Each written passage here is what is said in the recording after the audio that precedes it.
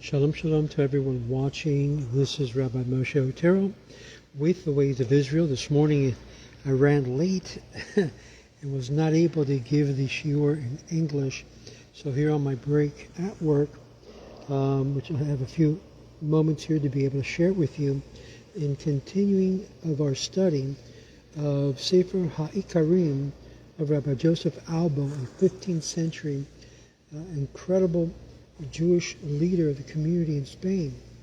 So in chapter 21, Rabbi Albo begins to talk about his belief in God and what really brings man's eternal happiness and his Torah. So belief in God and in his Torah brings man to eternal happiness and causes his soul to cleave to the spiritual substance.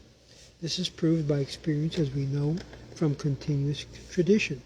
So we know of no instance of a philosopher or other investigators attaining to the degree of prophet, which means the union of the divine spirit with human intellect. We do find the devotees of the Torah came into such intellectual union with God that they were able to change the laws of nature and cause that the latter to do their bidding and perform miracles against the laws of nature. And thus we find that the prophets proposed and God carried out their proposals. Elijah caused fire to descend, which is contrary to nature. And he said, "If I be a man of God, let fire come down from heaven." And it was so. It's also divided at the waters of Jordan. And Elisha cured Naaman's leprosy and brought a dead back to life during his lifetime and also after his death. Many such incidents happens to him and other prophets as well. The same thing is true of all believers. Pious men, even if they are not prophets, can change the laws of nature by prayer. Hananiah, Mishael, and Azariah were cast into the fire and were not burned. Rabbi Hanina, the son of Dosa, and Rabbi Pinchas, the son of Yair, made certain temporary changes in the nature and conduct of the world. This shows that one who believes in God and his Torah is above nature and not subject to natural law. On the contrary, the laws of nature are subject to him, and he can change them as he pleases. This is strong and convincing proof that the Torah is divinely revealed, since God shelters, protects, shields those who trust in him and those who observe his covenants and commandments. This is what David meant when he said, "The word of the Lord is tried. He is a shield unto all of them that take refuge in him." The meaning is that the proof of the divine Torah, being pure and free from all the dross and defect and suspicion, is that he is a shield to those who trust in him, that he performs the will of those who fear him, and that he hears their cry, fulfills the word of the servants, and carries out the plan of his messengers. This is also proof that the soul, after death, is united with spiritual beings, for union during life is proof of union after death. Moses alludes to this when he says, "But ye cleave unto the Lord your God are alive, every one of you this day." He's speaking with reference to the philosophers who believe that only the perfect individual can unite with the spiritual beings, but not the entire congregation.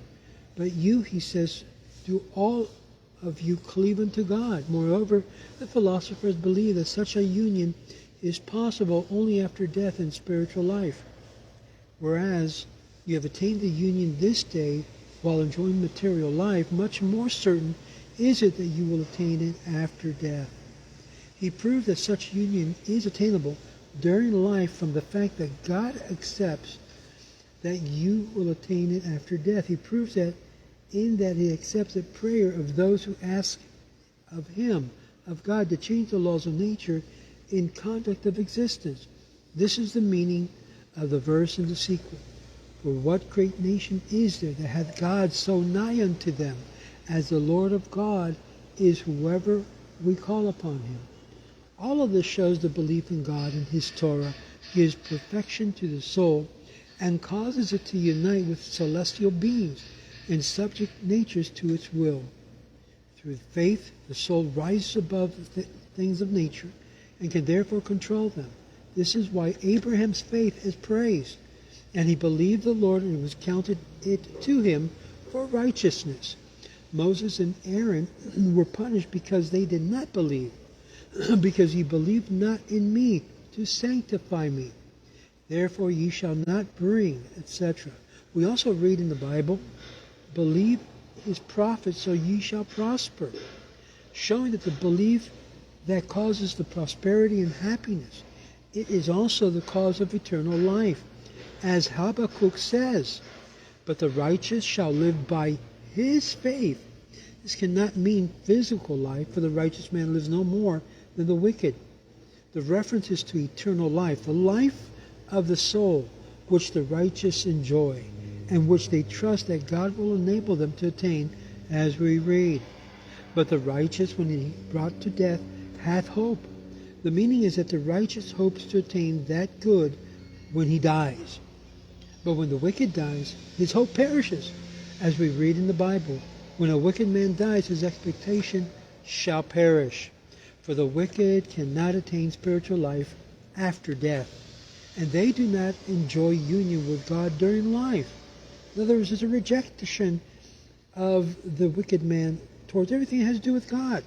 The wicked men are spoken of as being dead while they are alive. This is why we find that the miracles that are performed for men of faith and not men of speculative knowledge, so as to show that faith stands higher than speculation, the things of nature. Therefore, one may through it attain true union, through true connection with God during life and after death, which is higher than nature. This is some powerful words that Rabbi Joseph Albo gives us to inspire us to the fact that being connected to God is in fact more true than the vain pursuits of the materialism in this world. And all the materialism of this world is passing. Even if you think about it, even when God heals a person, we know by the process of life itself that that is only a temporary pause or cause of a change, because eventually death does and will consume the life of every single individual, based upon the very mention that everyone will die and face his Creator, and then it will be upon God's hands to decide what will happen to the soul.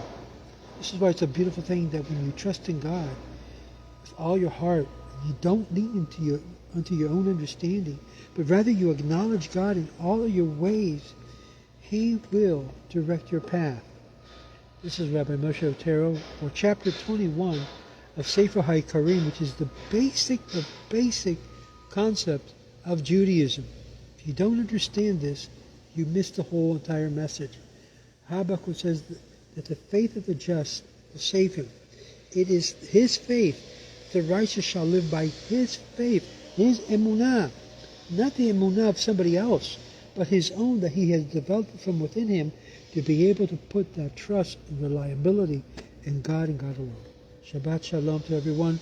We will continue with the teachings of Sefer Haikkarim and the continuous videos in English through this channel, and also make sure that you help the ways of Israel. We need to hear from you. We need it back from you. You like the teachings that we're giving, you don't like it, let us know. And remember, may God bless you as you give and share this video to others. Shalom, shalom.